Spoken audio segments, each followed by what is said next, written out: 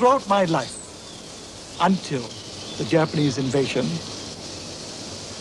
I believed that I was one of the luckiest people in the world to be born in the British Empire and to live under the British flag.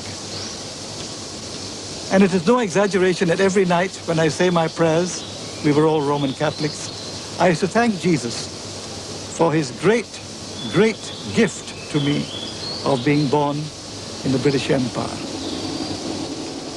But when the Japanese invaded Malaya and Singapore, and when the unconditional surrender of 100,000 British soldiers to 30,000 little Japanese soldiers took place,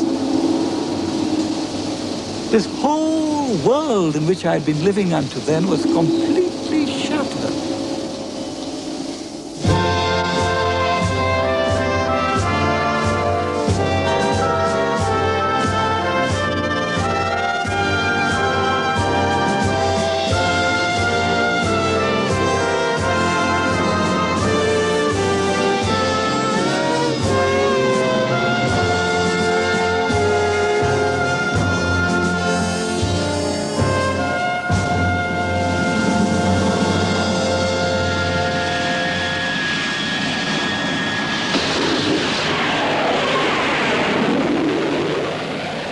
In the 19th century, the heyday of empire, Britain used to send a gunboat or a regiment to stamp on any threat to its colonial interests. The Ashanti in Africa, the Sepoys in India, the Egyptians in Alexandria. In 1982, Britain sent a task force to seize back the Falklands, one of its last and most distant colonies. This expedition aroused again the spirit of an empire ready and able to look after its own. I'm very glad that we had a sense of honor, that we weren't going to let the British territory be overrun. I'm glad that we had still the almost Elizabethan sense of gamble, being prepared to send a task force 8,000 miles away without assured air cover to recover what we lost. Well, we said we would do it. We then proceeded to do it, and the world was amazed. And I think there is no doubt at all that it put the bee back into Britain. I was very disturbed because it really meant a restoration of colonialist feeling. It was hardly hidden in the case of Mrs. Thatcher and members of the government. But it indicated again a readiness to go to war in order to maintain a distant part of the world as part of the British Empire.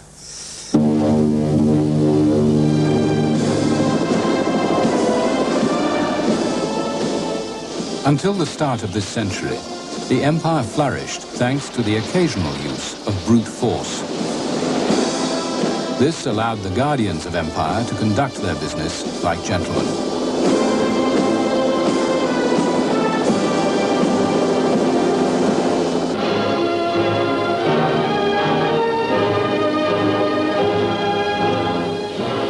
When Sir Edward Elgar composed his imperial theme song, a few Britons ruled a quarter of mankind. It was the biggest empire the world has ever known, and seemed as permanent as the waves. I was very proud to be part of the empire. I used to love seeing the map with the red on it. And I was also proud of being an Australian, of course, but we were part of the empire, a very important part of it too. England was home to us. In fact, people here in my day referred, when they were going to England, they always referred to it as we were going home. So it was as close as that. And our loyalties very much lay in England. I wasn't directly aware of the pressure of the imperialist government. It merely was an atmosphere in which they controlled everything and told you everything. And as you knew nothing else, you went along. Colonialism then was so integrated with the West that those of us who urged that imperialism should be ended were regarded as crazy. Aden, Bahamas, Barbados, Lesotho land, Bechuanaland, Bermuda, British Guiana, British Honduras, Brunei, Cyprus, Sierra Leone, Singapore, Somaliland, Tanganyika, Trinidad and Tobago, Uganda, Western Pacific Islands, the Windward Islands, Zanzibar. The empire was too much to take in. To some, it meant a sacred trust, justice and democracy, progress and civilization. To others, it meant vicious oppression, alien autocracy, exploitation. To Noel Coward, it was all just a bit ridiculous. It's such a surprise to the Eastern eyes to see that though the English are effete, they're quite impervious to heat. When the white man rides every native hides in glee, because the simple creatures hope he will impale his solar topee on a tree.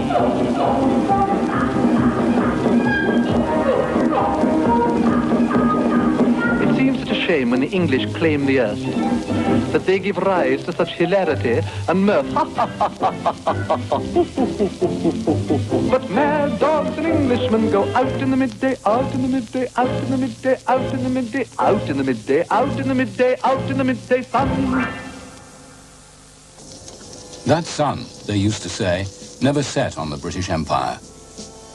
When the new King Emperor, George V, visited Delhi in 1911, he knew that behind the pomp and circumstance lay the unswerving loyalty of the Indian Army. In the First World War, 2.5 million colonials joined up. It was their readiness to die that gave the British Empire its victory. But the cost was so high that millions felt this must be the war to end all wars.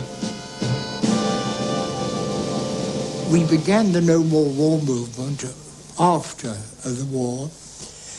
It was taken up amazingly throughout the world, and we had simultaneous demonstrations, in the capital of very many countries indeed. And of course, we not only demanded no more war, we demanded the end of imperialism, which was so largely the cause of war. The First World War led to nationalist uprisings against imperial control. In India, Britain rode out the storm.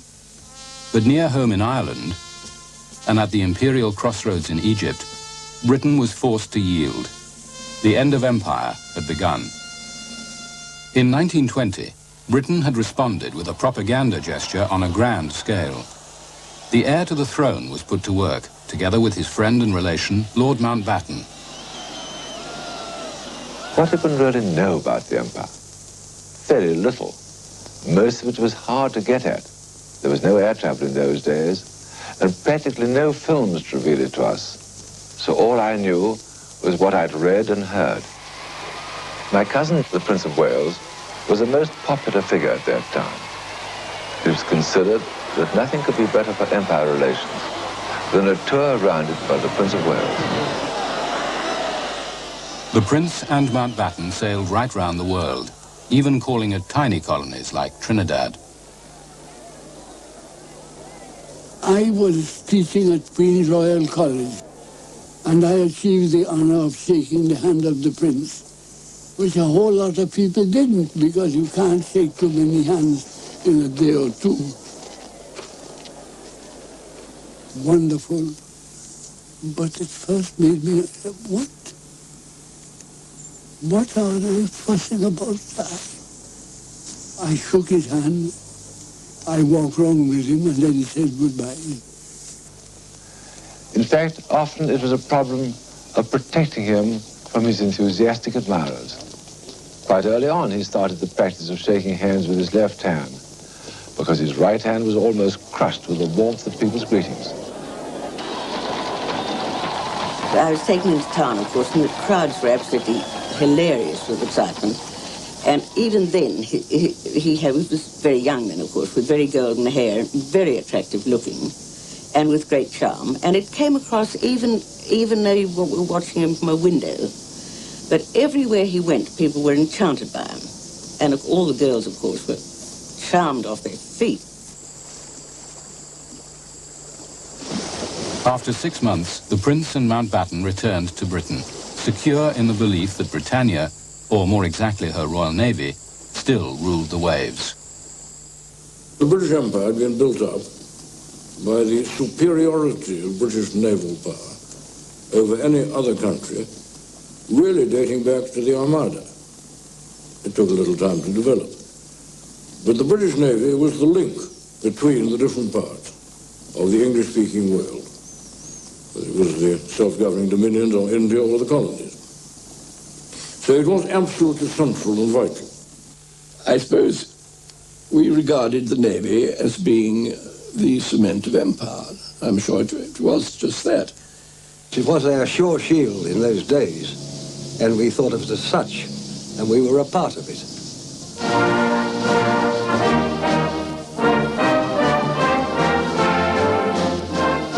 The senior service expected to be taken seriously, at least most of the time.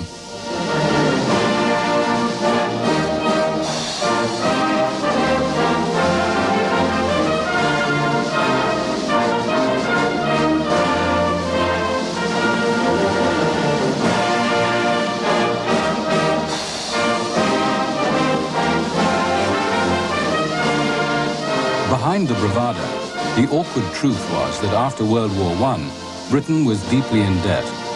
The British could not afford the naval supremacy they took for granted. Both Japan and America would soon be able to outrun and outgun the Royal Navy. So in 1922, a great conference was held at Washington, where the major maritime powers concluded a strange defense agreement. Britain broke off its treaty with World War I ally Japan, and all the powers agreed to limit the size of their navies. In a spirit of economy and no more war, many ships were scrapped.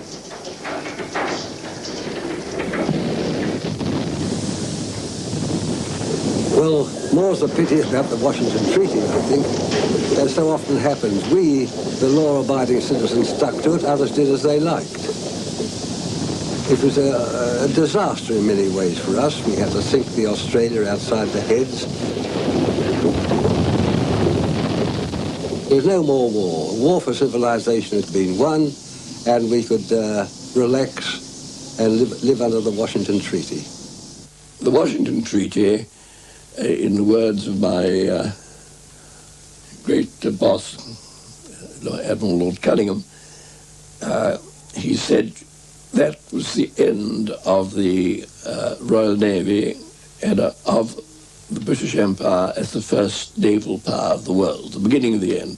And this meant that instead of having overwhelming superiority in the Indian Ocean, the Pacific, and the Atlantic, and the Mediterranean, we were really reduced to the Mediterranean and the Atlantic. And so we built the base in Singapore, so that we would be able to reinforce the Indian Ocean, and therefore Australia and New Zealand, as well as India and Malaysia, if there was a crisis. Key British bases had long locked up the globe.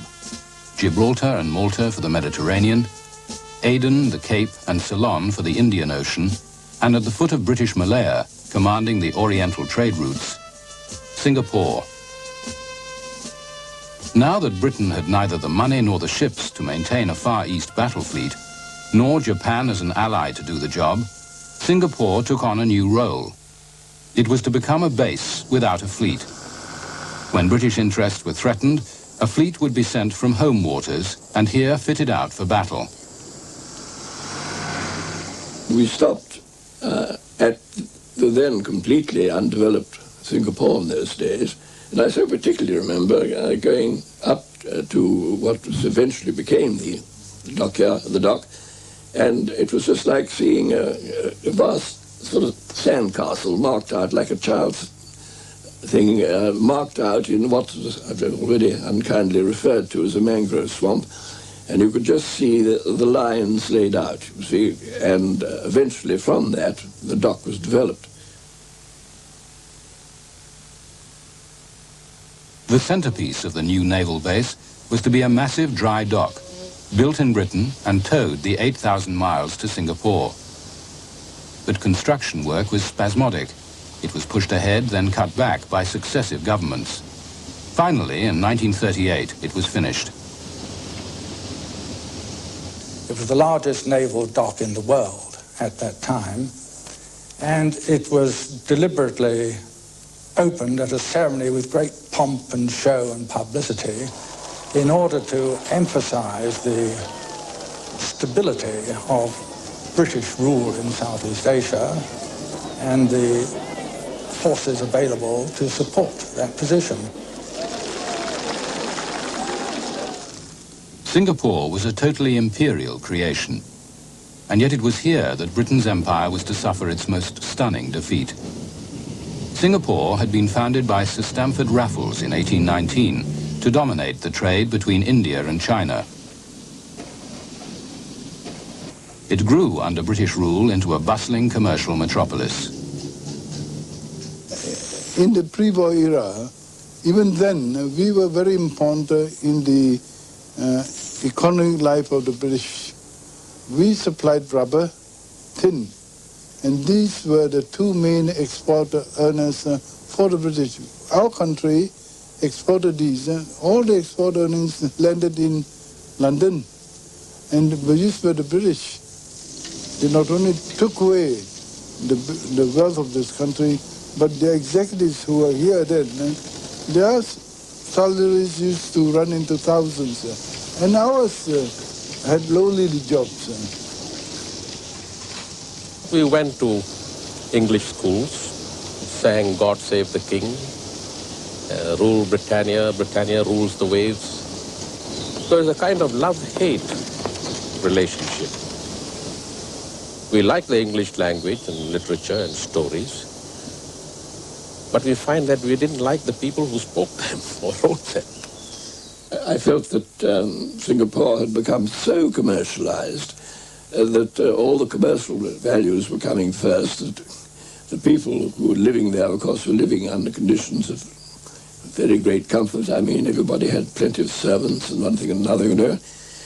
Oh, one splendid moment. We all enjoyed it. The Sunday morning jaunt to the Seaview Hotel. Charming, beautiful, such service. And we all got plastered on, usually the hard stuff. And of course, every session had to end by a singing of that notable song. There'll always be an England. While there's a country lane, wherever there's a cottage smoke beside a field of grain, there'll always be an England, and England shall be free. If England needs as much for you as England means for me.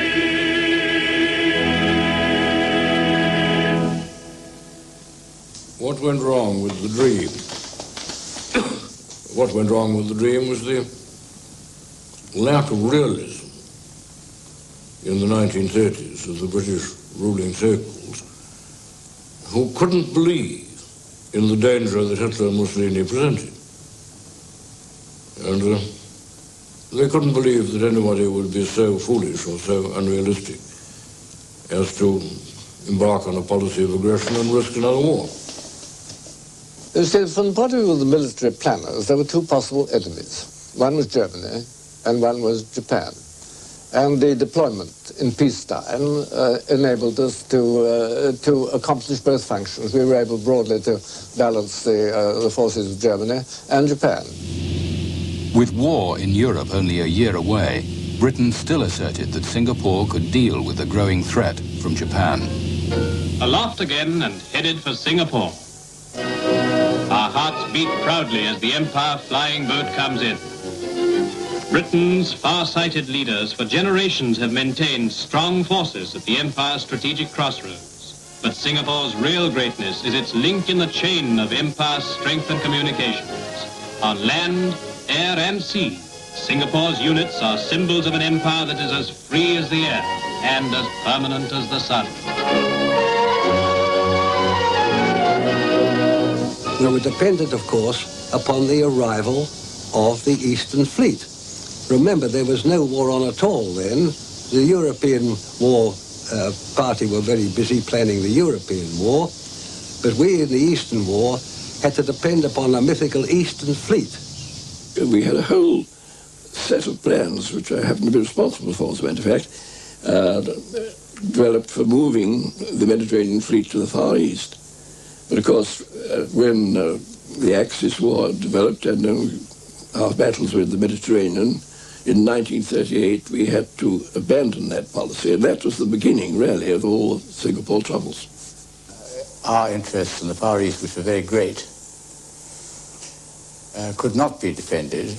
It was really a situation of bluff more than anything else. Let's say that we had forces out there, quite small ones, but if we were really attacked and if the Japanese began to build up their strength, we would be in very great difficulty. Britain's leaders feared the empire would not survive a war on both sides of the world at once. So, desperate for peace at almost any price, Prime Minister Neville Chamberlain flew to Munich and appeasement. This morning, I had another talk with the German Chancellor, Herr Hitler. And here is the paper which bears his name upon it as well as mine. We used to talk together about the problems of the empire very often. But it wasn't until, of course, the pressures in Europe built up to the point of near war that we had really to think in terms that we might have to concentrate everything on Europe and everything on our own survival, and thereby, of course, sacrifice some of the elements of defense which we've been able to deploy in defense of the empire, Australia, Singapore, and the like.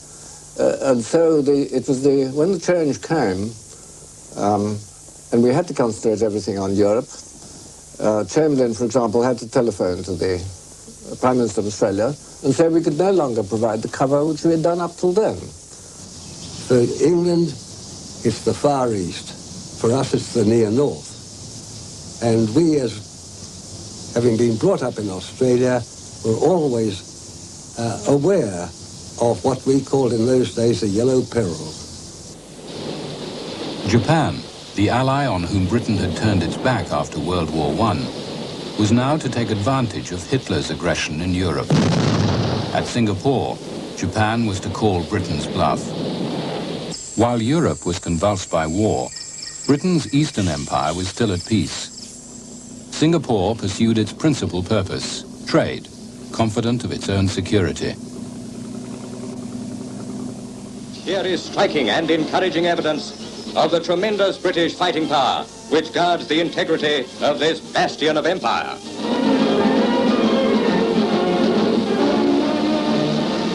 Wartime newsreels were principally morale boosters for beleaguered Britain. By passing on the optimism of official propaganda, they helped to spread the myth of Fortress Singapore.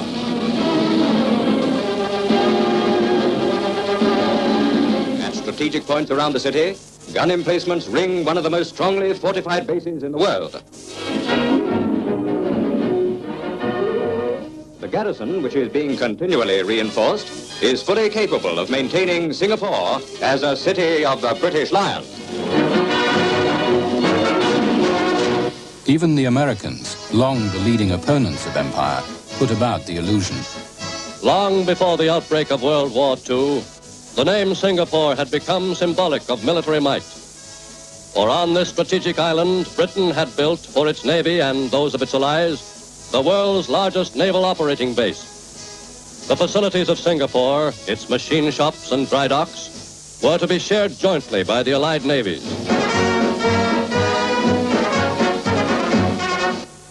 Some felt that the Japanese would not be so idiotic as to attack the Americans and ourselves, because if they did, they were bound in the end to lose.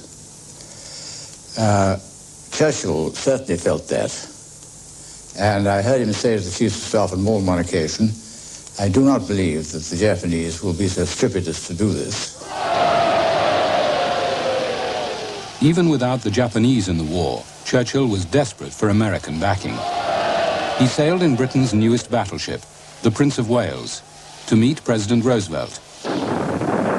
But the American president exacted a price.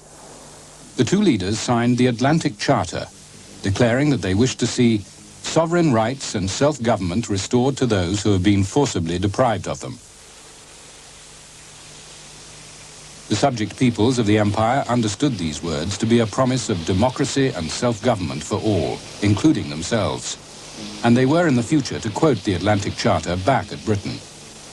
But Churchill never acknowledged that meaning. For him, all that mattered was winning the war. The officers and men of the Prince of Wales will always be ready to add another stage to the glorious and long annals of the Royal Navy. Against Admiralty advice, Churchill insisted on sending the Prince of Wales to Singapore. She was to have had with her an aircraft carrier as protection. But in the event, the fleet that arrived in Singapore to scare off the Japanese was only a few destroyers, an elderly battlecruiser, the Repulse, and the Prince of Wales. We went to Changi Point, which is on the coast in Singapore Island. And we were there when somebody shouted, "Hey, look at those two ships." We looked and then we saw for the first time two large warships. And somebody said, "Oh, they must be the Prince of Wales and the Repulse." And of course they were the Prince of Wales and the Repulse, the pride of the British Navy. They were sailing by majestically. The British then were showing the flag. And I can well remember, as we steamed up the Straits of Johor, people waving to us. And I think there was this feeling in the colony that, you know, the Navy had come to the rescue. Now, I think our feelings about the Prince of Wales were that we had a slight chip on our shoulder about the Prince of Wales because she was a slight glamour puss. She'd taken the Prime Minister over to America. She'd had this scrap with the Bismarck. She'd been on a very important and successful operation in the Mediterranean and had been attacked by torpedo bombers, which had not succeeded in their attempts. And so I think there was a chip on Repulse's shoulders about this.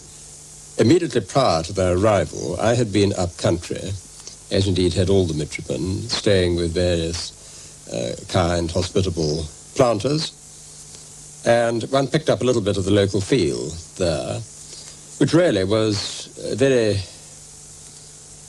very content, very unalarmed. The Japanese were bluffing. They'd never dare do anything like invade the Great British Raj in Singapore, or Malaya, as it then was, at all. And when there were saber-rattling noises from the other side, from Japan, these were pooh-poohed. They wouldn't have the nerve. They'd never dare. And anyway, what could they do?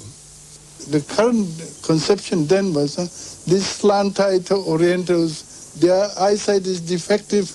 They are no damn use as fighting men, as flying men, and they cannot fly a plane properly. At dawn on the 7th of December 1941, the Japanese, until then at peace with the West, attacked.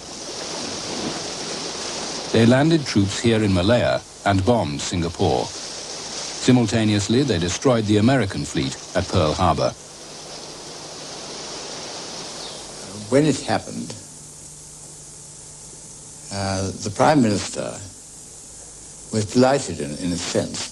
Well, he was horrified at what happened at Pearl Harbor, but he said, well, now nothing matters because the Americans are in on our side and we're bound to win the war. Therefore, whatever we lose, we shall get back, which is perfectly true. And he had all along taken the attitude, rightly, that getting the Americans in on our side was the only thing that mattered. We had been told the Japanese couldn't fly at night, something to do with their eyesight. And I remember this red warning, we were at peace, remember. And I think this happened at about the same GMT as the attack on Pearl Harbor, when suddenly the searchlights went on, and there were 9 Japanese bombers in perfect formation, flying at night, about to bomb Singapore. And we opened fire with our 525s, in fact, from the dry dock. That's the first time we opened fire at the enemy.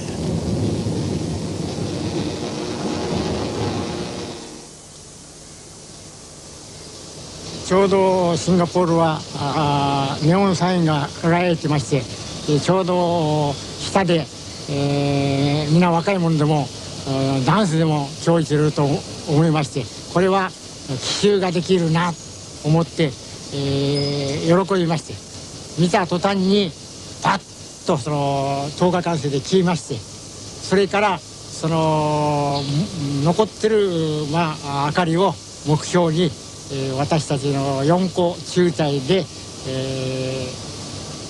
シンガポール島に向かって、攻撃に行きまして。First pictures of Singapore's taste of aerial war reveal the damage done to Raffles Square in the heart of the island shopping centre. Department stores, shops and business houses. The same old story, with street clocks registering the early morning hour when death and destruction came at the hands of Hitler's yellow brothers. It's all very typical of the Nazi Nipponese Brotherhood. This part of the empire calls out for strong and immediate action. My father was the captain of the Prince of Wales. She was the flagship of Admiral Phillips. And I had dinner on board with him by invitation shortly after they got in. And I hadn't seen my father for nearly a year. And we had a very relaxed family dinner, supper, really, in his cabin. Nobody else present.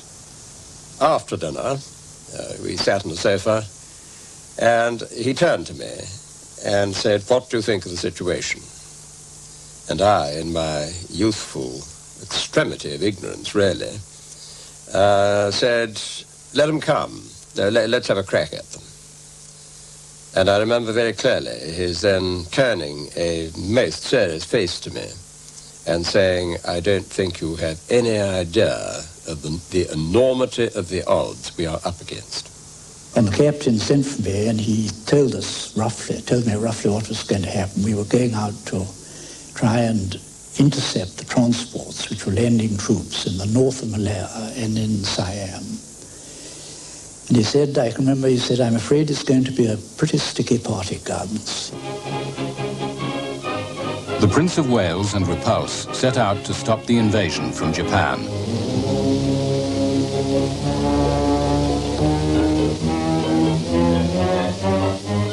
What happened next was to inspire the Japanese to make a full-length feature film for their wartime propaganda. It accurately follows the accounts of the men who took part.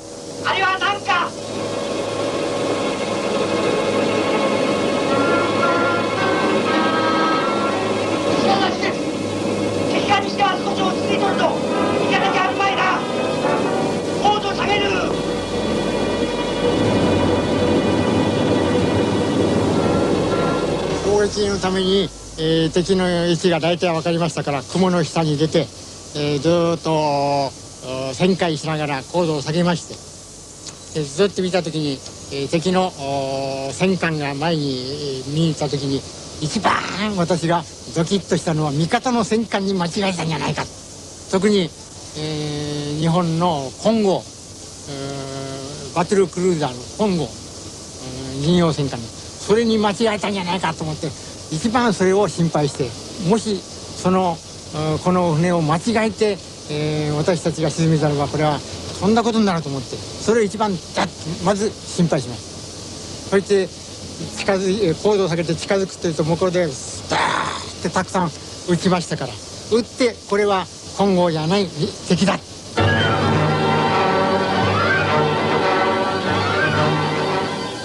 I think shortly after 11 o'clock we picked up the enemy formations coming in, aircraft, and clearly they were coming straight over us. In fact, they selected Repulse, I think, for the first attack. And it's a high-level bombing attack, the sort of thing we'd expected. Very accurate, much more accurate than the Italians or the Germans had been doing, from very high level. And the very first stick of bombs that came down from 8 or 9 aircraft came right across the ship, hit us about 2 times or 3 times.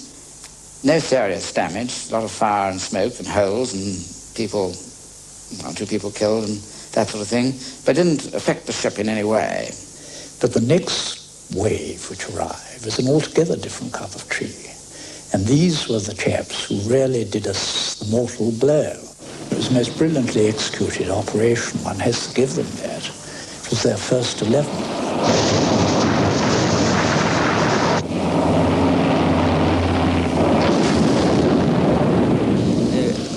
Now, どんどん右へ回りながら支配しておりましたが、私は操縦しておりまして、水中は見ませんでしたが、私の後ろに乗っておりました偵察員の前からとこうひげを生やした一等兵曹ですが、大将当たりました、こう言って命中と言って大きな声で喜んでしました。You know, they just kept coming really after that, and I think we were hit by 5 torpedoes, and we gradually rolled over. Everything was firing. The chaps, it was very difficult to get them to break off a target once it had dropped its torpedo, because they were fighting mad by then, really. And I can remember her gradually capsizing, and it was just as if one was in the cinema. It was quite impersonal. I wasn't upset or anything. I was looking at something as if I wasn't there. This absolutely dead calm sea and this beautiful great ship, so many of one's friends in it, gradually rolling over and then capsizing. And then, of course, you know, there were masses of heads bobbing about in the water, and in true British style, everybody started to sing "Roll Out the Barrel" and all this kind of thing. And I can remember swimming round telling people to shut up and keep their mouths shut, because every time they opened their mouths to sing "Roll Out the Barrel," and a great slob of oil fuel went down their throats. And of course, this was lethal, because it just burnt your innards out. And so I remember going round destroying all this great elan by telling them to shut up and keep their mouths shut if they wanted to stay alive.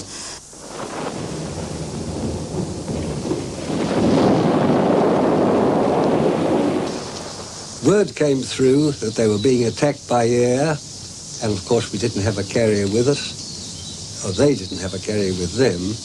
I was in the war room, and very shortly afterwards, just as we were trying to arrange for further tugs and things to go out to help them, we had nothing else available. Word came through, well, the Admiral who was in charge of the war room, Admiral Palliser, put his head through the scuttle and said, "Needn't worry about the tugs, they've both sunk." The Japanese celebrated the sinking of so formidable a foe, the pride of the British Navy.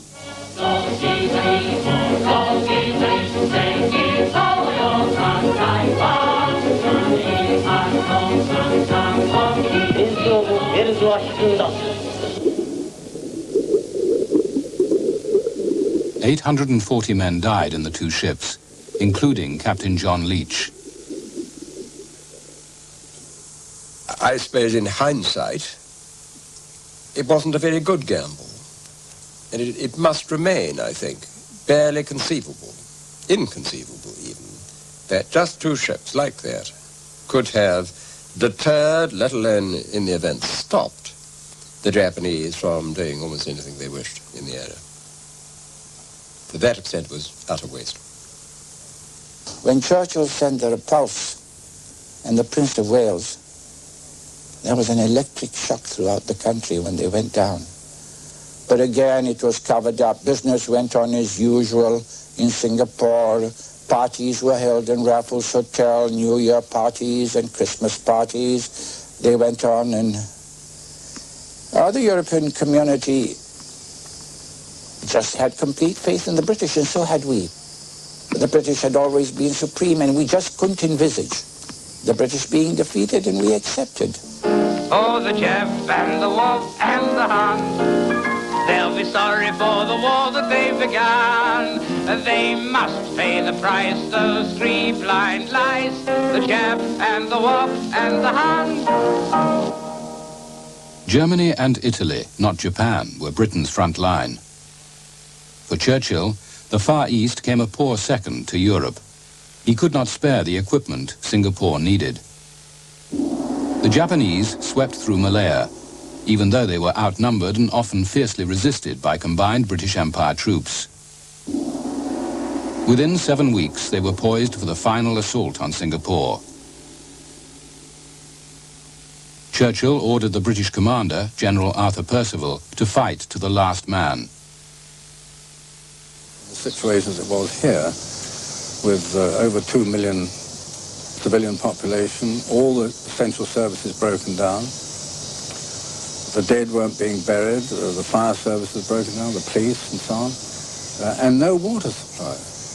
Once the causeway was blown up, then we had no water. And in the last days, there's no doubt that Percival was a very, very worried man. I've seen him many times sitting at his desk with his head in his hands, and he obviously, In the early evening of Sunday the 15th of February 1942, a weary British command made their way to the Ford car factory, the Japanese headquarters.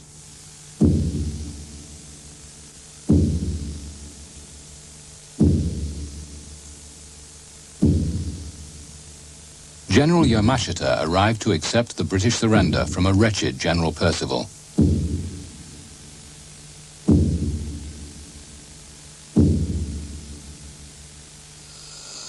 I speak to you all under the shadow of a far-reaching military defeat. It is a British and Imperial defeat. All the Malay Peninsula has been overrun. Singapore has fallen. The Japanese commander himself could hardly believe it. 130,000 British Empire troops had surrendered to a quarter as many Japanese.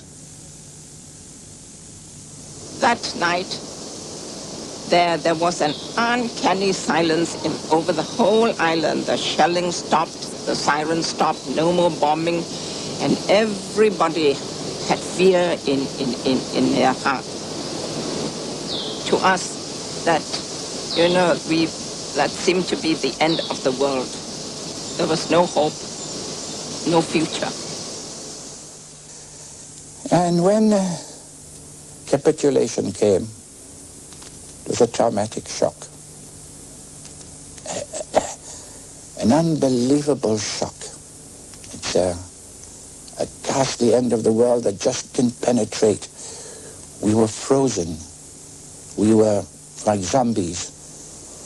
Well, before the Singapore surrendered, before the fall of Singapore, most people thought the British, were very wonderful. They could protect Singapore, and we were given to understand that Singapore was impregnable. And in the end, Singapore really fell, and that exploded the myth of the British, they could do everything. In military terms, the fall of Singapore was not crucial, but for the empire, its effect was shattering. Belief in British superiority crumbled.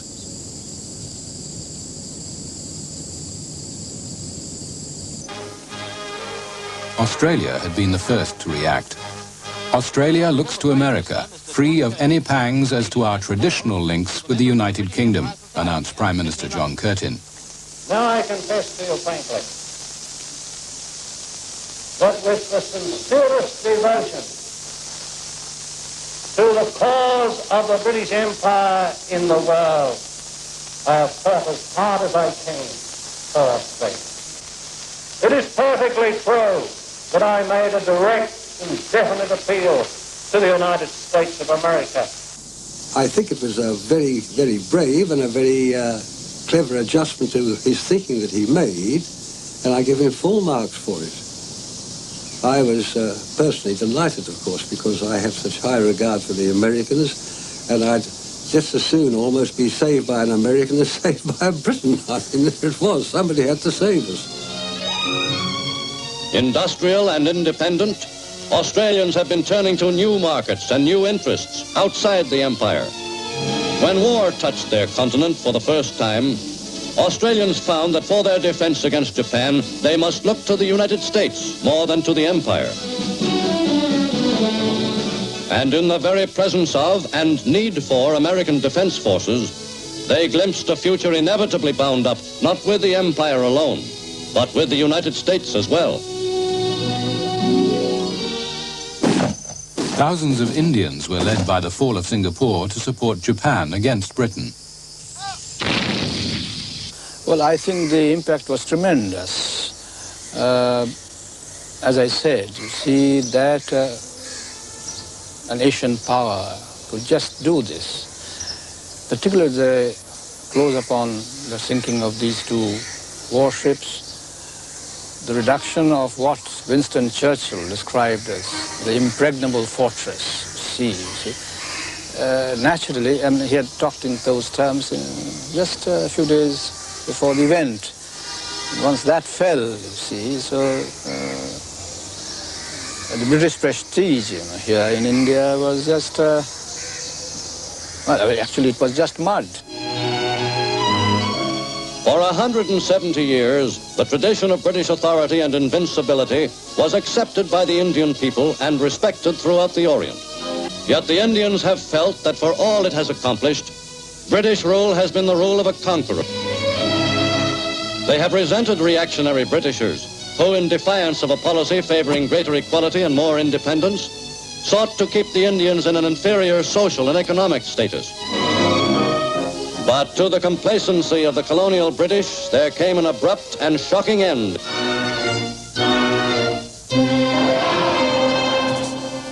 The Japanese overran Burma and even bombed Australia and India. The British Raj quaked as the new imperial rivals stood at their gates.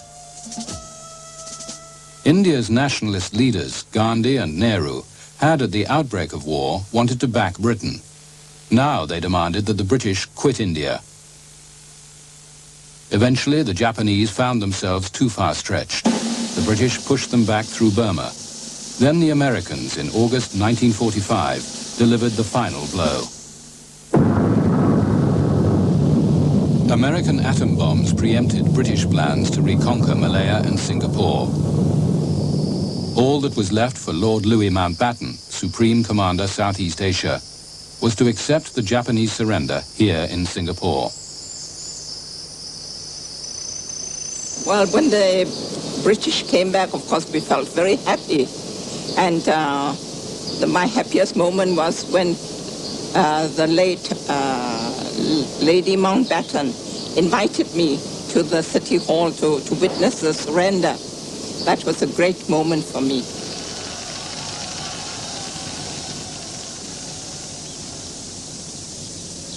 I have today received the surrender of the Supreme Commander of the Japanese forces as you have been fighting.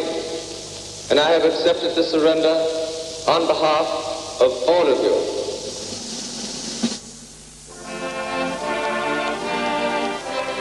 This was the moment the colonial peoples had been waiting for. Now the British would honor the promise Churchill had made in the Atlantic Charter. Well, frankly, I cheered when the British returned for a whole lot of reasons. One, it would mean the end of the Japanese conquest. It would also mean the beginning of the end of colonialism and the road to independence. And of course, the return of players, cigarettes, and 3-5s, and so on. The Japanese cigarettes were pretty horrible. But after the reoccupation, we did notice that the British were less arrogant. They had been educated during the war years, a bit more conscious that the world did not altogether depend on Britain. The war changed the whole political climate of the world. It had been stressed so much that it was a war against dictatorship and fascism and for democracy, that that feeling spread throughout the world. And I would say that it was the impact of the war which made the great change.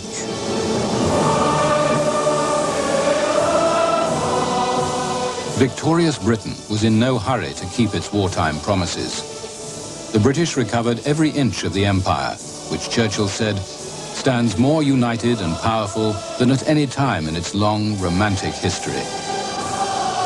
He was wrong.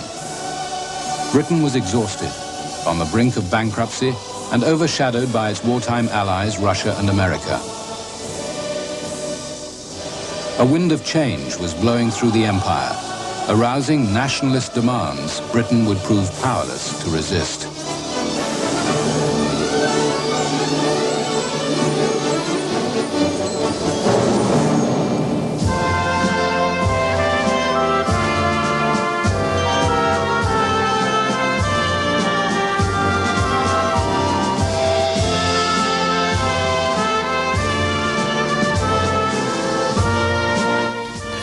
End of Empire continues next week with a detailed examination of India's part in the British Empire.